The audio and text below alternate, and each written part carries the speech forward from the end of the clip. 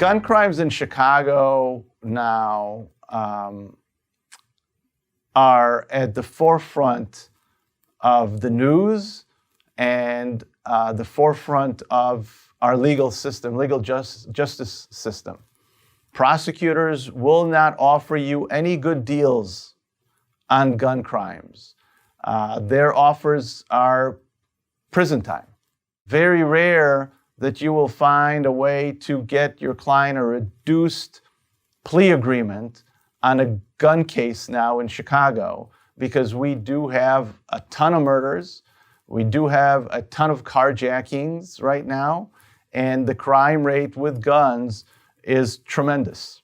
I can tell you that I have great success recently with younger clients where it's their first offense to try to convince the prosecutor to reduce the charges so my client will not have a felony on their record.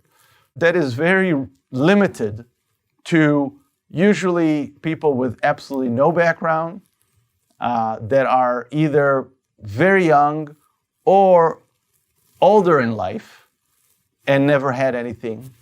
And it's very important to remember that the prosecutor will probably not give me a good deal if the gun was actually used. So somebody is driving a car and they find a gun in the car, and the person had a valid FOID card, but did not have a concealed carry card. I might be able to convince the prosecutor to reduce the case, and so my client will not go to prison. The prosecution here in Chicago is taking a very hard stance on guns, whether it's in state court or in federal court. In fact, if somebody is a repeat gun offender, the feds might pick up his case, and it will be a federal case rather than a state case.